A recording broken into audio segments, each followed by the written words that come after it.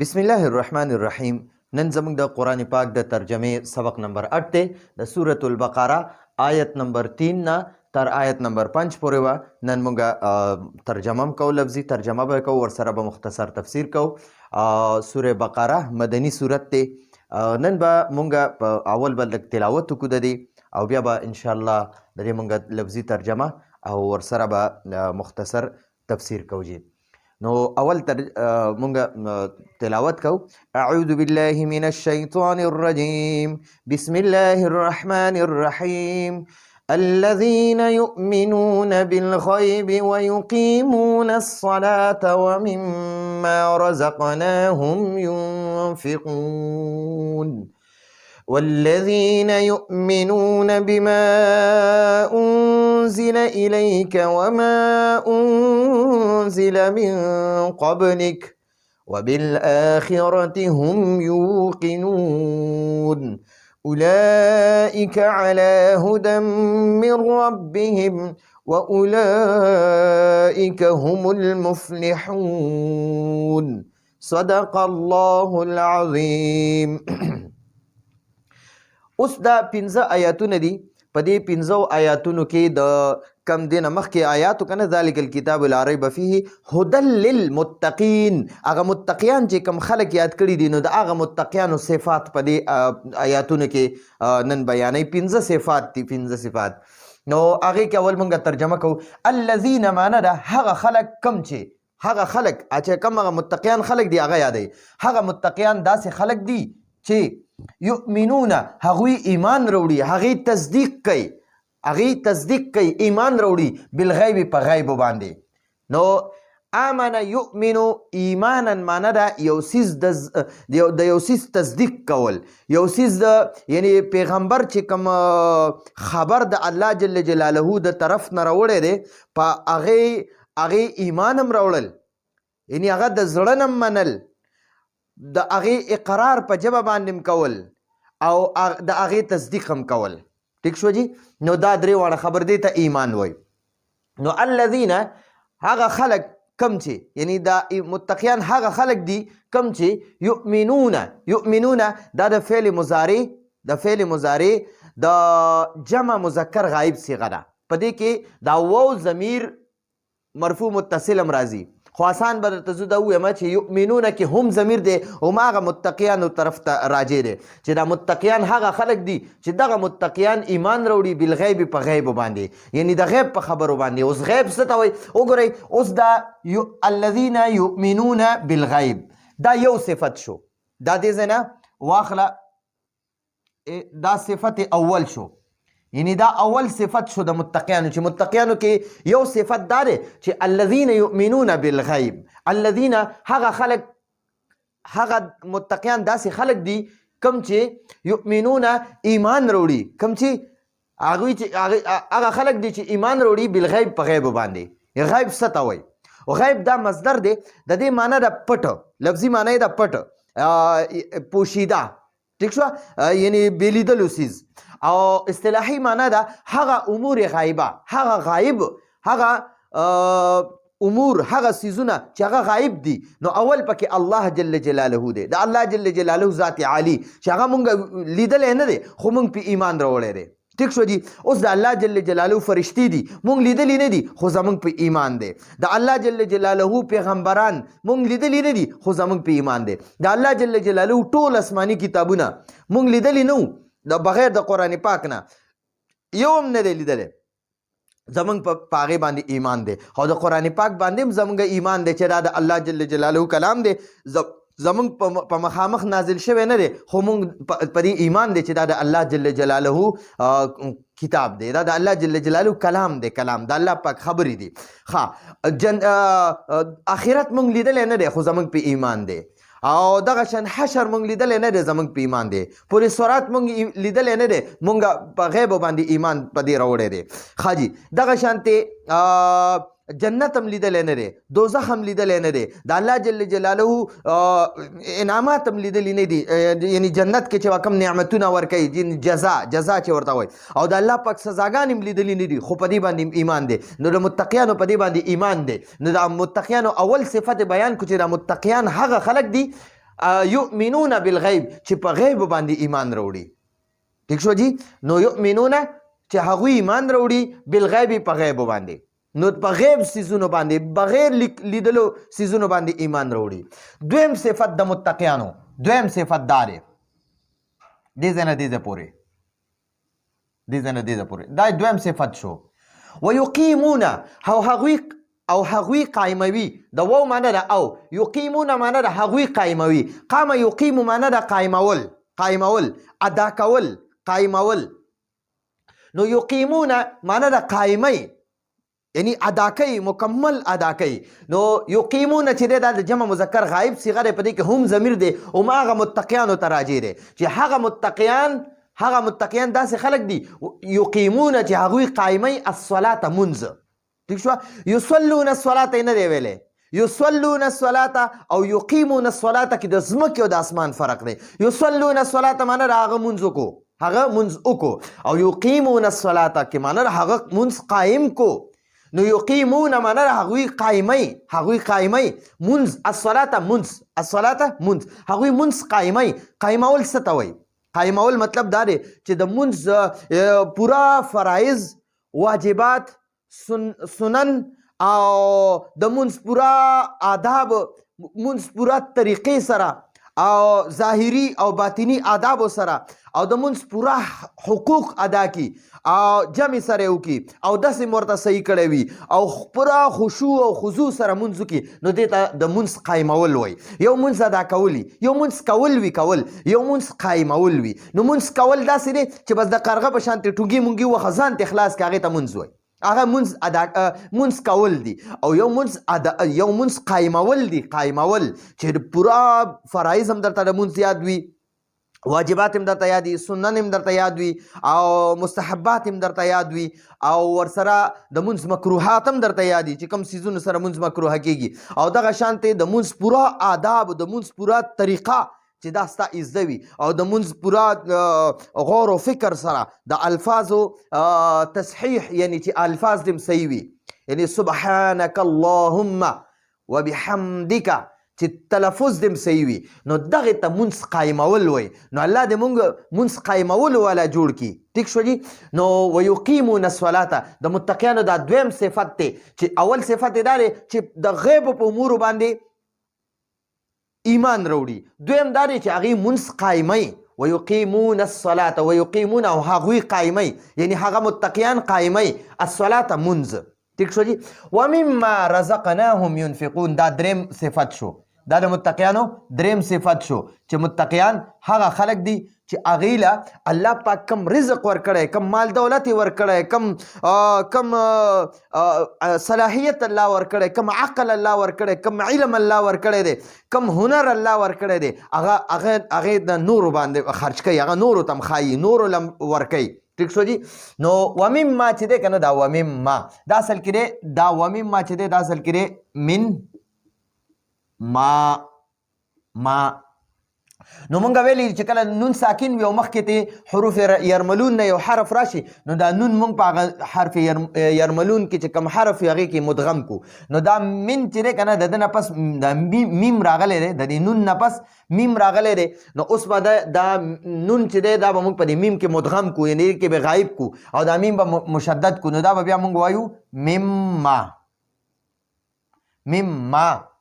ما. نو دی من، دا من چې دی ته مونږ تبغیزیه وایو، تبغیزیه.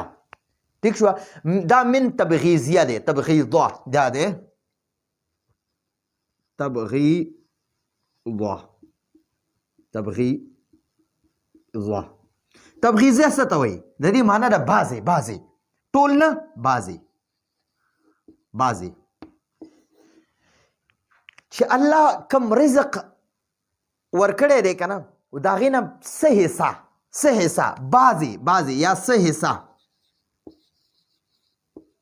د هغې نه څه حصه ينفقون خرچ کوي. ٹھیک شو. نو ومما معنی ده او هغې نه بعضې رزقنا، مونږ رزق ورکړی دی، هم هغوی له، یعنی هغوی له چې مونږ کم رزق ورکړی د هغې نه بعضې، ټول نه، د هغې څه حصه، د هغې نه څه حصه، ټول نه څه حصه چې څونه یې وس کېږي، ينفقون هغوی خرج کوي. ټیک شو جي. نو بیا درته وایم ومما معنا ده او بعضې د هغې نه، بعضې د هغې رزق نه، رزق نه مونږ رزق ورکړی هم هغوی ته. ټیک شو جي. نو ومما او هغې نه بعضې کم چې رزق نه مونږ ورکړي دي هم هغوی له. نو مونږ به داسې وایو هغوی له چې مونږ کم رزق ورکړی دی د هغې نه بعضې خرج کوي، د هغې نه بعضې هغوی له چې مونږ کم رزق ورکړی هغې نه بعضې خرج کوي، هغې نه بعضې ينفقون هغوی خرج کوي. انفق ينفق انفاق معنا ده انفاق معنا ده خرج کول، انفاق معنا ده خرج کول، نور سره ښېګړې کول، ورکول. ٹھیک شو. نو ينفقون دا د جمع مذکر غائب صيغه ده. ينفقو ينفقان ينفقون، ينفقو هغه یو کس خرج کوي، ينفقان هغه دوانه خرج کوي، ينفقون هغه ټول خرج کوي. نو دې کې چې دا کوم هم ضمیر دی هغه ماغه متقیانو ته راجع دی. ينفقون هغوی خرج کوي، هغه متقیان خرج کوي. څه خرج کوي؟ رزقناهم هغوی له چې کم رزق موږ ورکړی دی، مما بعضې د هغې نه بعضې رزق، یعنی هغه رزق چې هغوی له موږ ورکړی د هغې نه بعضې ينفقون هغوی خرج کوي. ٹھیک شو جی. نو دا دریم صفت شو د متقیانو دا دریم صفت شو. نو دا رزق نه دی، په رزق کې ګورئ ما تاسو ته دا رزق دا ډېر وسیع لفظ دی، وسیع لفظ دی، د دې ډېرې معنیګانې دي. دا د کپړو تم رزق وایي، د صحت تم رزق وای، د سترګو غوږونه لاسونه په څلورو اندامو باندې روغ وي، په ټول صحت سره صحتمند دي، روغ رمټې، دې ته رزق وای. او کم عقل، هوښیارتوب، مال، دولت، خوراک، سکاک، د ټولو ته رزق وای. او موږ خلک صرف رزق څه ته وایو؟ د خوراک سکاک ته رزق وایو. نه، خوراک سکاک ته رزق نه وایو، د ژوند چې څومره نعمتونه دي د ټولو نعمتونو ته رزق وای. نو الله چې کم نعمتونه درکړي دي، د هر نعمت نه څه ناڅه دا غریبانانو له، بېوسو له، یتیمانانو له په دې باندې خرج کول. نو هغې ته دغه د متقیانو صفت دی چې متقیان هغه خلک دي چې هغوی په غیبو ایمان راوړي او هغوی مونځ قایموي او هغوی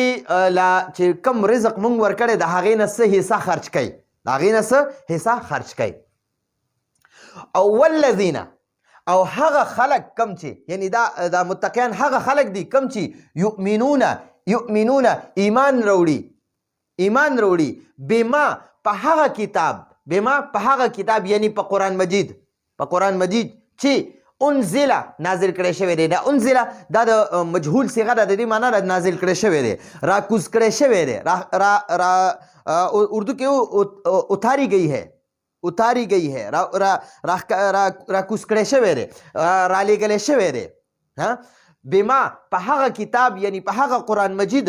انزله چې رالیږلی شوی دی، را نازل کړی شوی دی، الیکا پتا باندې. نبی علیہ السلام ته دا خطاب دی چې ای زما پیغمبره، اے محمد صلی الله علیه وسلم، دا مومنان متقیان هغه خلق دي چې کم کتاب یعنی قرآن مجید پتا نازل شوی دی په هغې ایمان راوړي. وما انزل، وما او په هغه کتابونو باندې، هغه آسمانی کتابونو د قرآن پاک نه علاوه، تورات، زبور، انجیل او سل صحیفې. نو وما نه دقه مراد دی. او وما او په هغه ټولو کتابونو باندې انزل چې نازل شوي دي من قبلک ستانه مخکې پیغمبرانو باندې چې کم کتابونه او کمې صحیفې نازل شوي، نو دا متقیان په هغې باندې ایمان راوړي. نو دا وګورئ، دا د دې والذین یؤمنون نه د دې ځای نه دا څلورم صفت د مؤمنانو شروع شو تر د دې ځای پورې. دا څلورم صفت ختم شو. چې متقیانو څلورم صفت څه شی دی؟ والذین، او دا متقیان هغه خلق دي یؤمنون چې هغوی ایمان راوړي بما په هغه کتاب یعنی په قرآن مجید باندې انزل چې رالیږلی شوی دی یا نازل کړی شوی دی، الیکا پتا باندې. نبی علیہ السلام ته دا کاف خطاب نبی علیہ السلام ته شوی چې اے زما نبی محمد صلی الله علیه وسلم، په تا چې کوم کتاب نازل شوی دی دا متقیان په هغې ایمان راوړي، یعنی قرآن مجید باندې دوی پوخ ایمان راوړي او دا په دې باندې عمل کوي، ایمان پرې راوړي. وما او په هغه کتابونو باندې چې انزل نازل کړی شوي دي من قبلک ستانه مخکې. نو یهودیان چې دي که نه یهودیان هغوی په قرآن ایمان نه راوړي او صرف په خپل تورات باندې ایمان دی او یا عیسایان او دا نو د دې نه متقیانو نه یهودیان او نصارا ټول ووتل ځکه چې متقیان صرف په قرآن پاک باندې او په آسماني ټولو کتابونو باندې ایمان راوړي په ټولو کتابونو باندې او یهودیانو به صرف تورات منلو په نور یو باندې به ایمان نه راوړو نصارو به صرف انجیل منلو په نور یو به ایمان نه راوړو ټیک شو نور یو به هم نه منل او نو یهودیان صرف یو پیغمبر مني خپل موسی علیه السلام به منلو خو د هغه تابعداري به هم نه کوله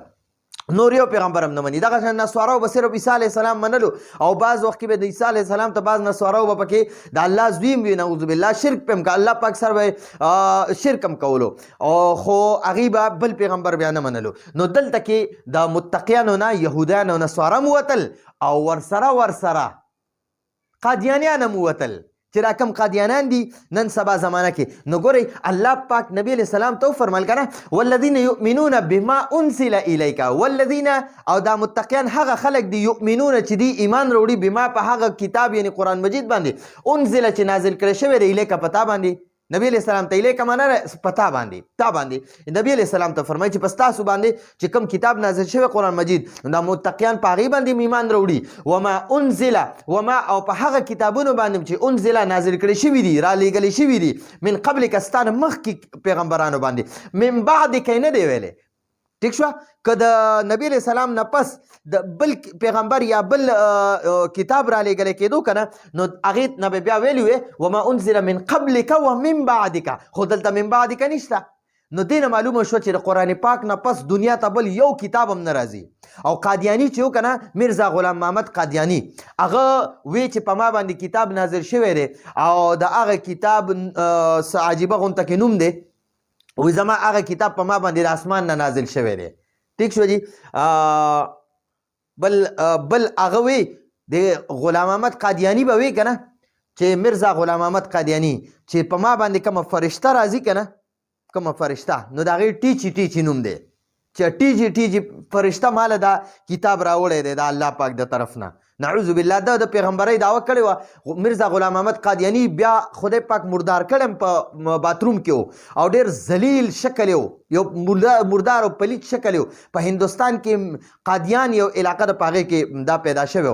نو دغه ظالم چې د پیغمبرۍ دعوه کړې وه نو ختم نبوت دلته کې دا مفتی محمود صاحب رحمت الله علیه سره یو ځل د قادیانیانو مناظره و په اسمبلی کې نو مفتی محمود صاحب رحمت الله علیه ته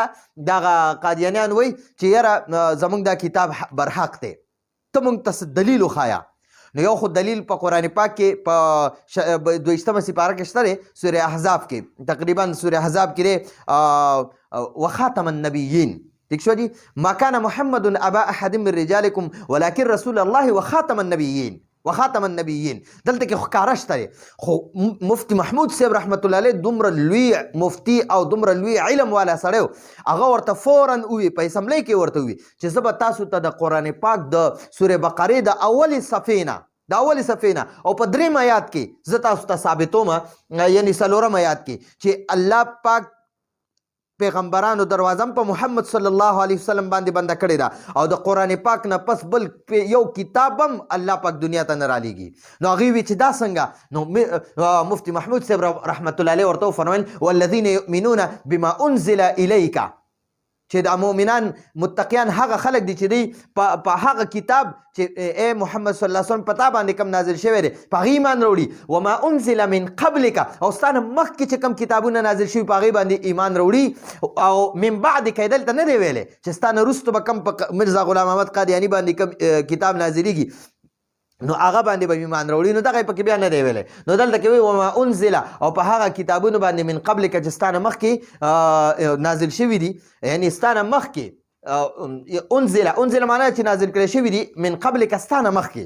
یعنی ستانه مخکې چې کومو نورو پیغمبرانو باندې کوم کتابونه او صحیفې نازلې شوي دي نو دا متقیان په هغې باندې ایمان راوړي ټیک شو جی نو دا د متقیانو څلورم صفتو د متقیانو پنځم صفت دا دی پنځم صفت وبالآخرت او په آخرت باندې او په آخرت باندې دلته به ورسره دا باندې ولیکو په آخرت باندې نو ګورئ دا پنځم صفت دی د متقیانو دا پنځم صفت دی وبالآخرة او په آخرت باندې هم یوقنون هغوی هم معنا ده هغوی ټول دلته به ورسره ټول ولیکو ټول یوقنون معنا ده یقین لري هغوی په هغې یقین کوي ٹھیک شو وبالآخرت او په آخرت باندې یقین لري چې دا آخرت یو حق ورځ ده او د مرګ نه پس چې کوم ژوند شروع کیږي هغې ته د آخرت ژوند وایي او بیا د قیامت ورځ ده او بیا د حساب کتاب ورځ ده دا یقیني ورځ ده دا به په یقین سره راځي الله پاک به خامخا راولي نو پنځم صفت د متقیانو دا بیانوي وبالآخرت او په آخرت باندې هم هغوی ټول یوقنون یقین لري ٹھیک شو جی نو دلته کې هم یو ضمیر راغلی ځان لا او یوقنونه کې هم دغه شانته یو هم ضمیر دی د هغې معنا هم د هغوی ټول نو دا دواړه چې رایوځی شي نو دلته د تاکید معنا ورکوي وبالآخرت او په آخرت باندې هم یوقنون هم هغوی یقین لري د هغې دا همدقه متقیان یقین لري بل څوک نه ٹھیک شو نو اوس وایي اولئک هم دا خلک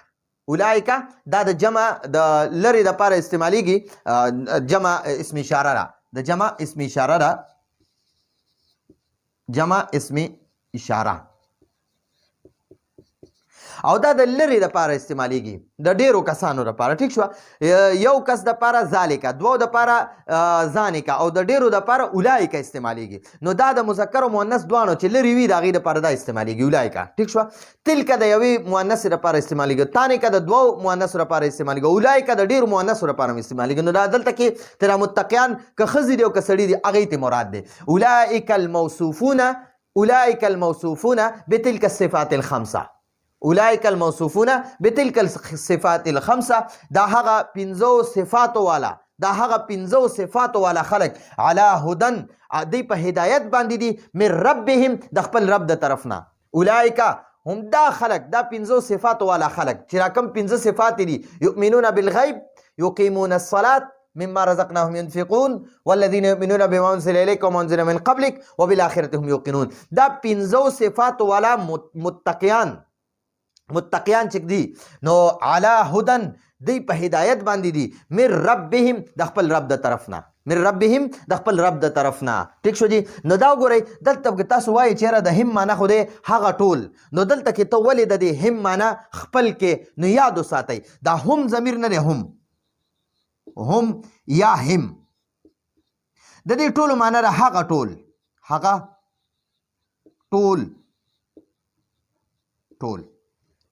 ټیک شو جی هغه ټول خو کله چې دا فعل سره یي که نه دا چې کله دا هم فعل سره متصل وي فعل سره لګېدلي که نه نو بیا به د دې مونږ معنا کوو هغه ټول او همدا هم یا هم که هم یې واخلې او که هم یې واخلې دا چې کله اسم سره ولګي که نه اسم نو بیا به د دې معنا مونږ کوو خپل نو دلته دا رب اسم دی دا رب څه شی دی رب دا اسم دی دا رب اسم دی او دل سره چې کله دا هم ولګېدو که نه ربهم خپل رب ټیک شوه نو دلته کې د اسم سره دا هم ولګېدو نو اوس به مونږ د دې معنا کوو هم د مونږ به وایو خپل رب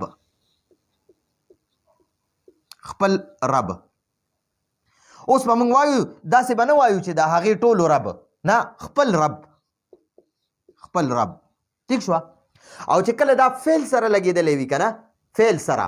نو بیا به د هغې مونږ کوو هغه ټول ټیک شوه دلته کې ګورئ هغه ټول یا دغه دی رزقنا دا اسم دی دا فعل دی رزقنا فعل دی او هم ورسره لګېدلی نو مونږ دلته کې هغوی ټول ټیک شوه هغوی ټول ولا نو فعل سره چې هم وي نو بیا به مونږ معنا کوو هغوی ټول او اسم سره چې هم وي نو مونږ وایو خپل رب ټیک شو نو اولئک دا هغه خلک دي دا پنځو صفاتو والا متقیان هغه خلک دي علی هدن چې په هدایت دي علی معنا ده په هدن معنا هدایت دي ٹھیک شو علی هدن چې په هدایت دي من ربهم د خپل رب د طرف نه د من معنا به مونږ دلته وکړو د طرف نه د خپل رب د طرف نه د خپل رب نو دا رب مضاف ته د هم مضاف الیه دی نو د دې هم طرف نه به مونږ ترجمه شروع کو خپل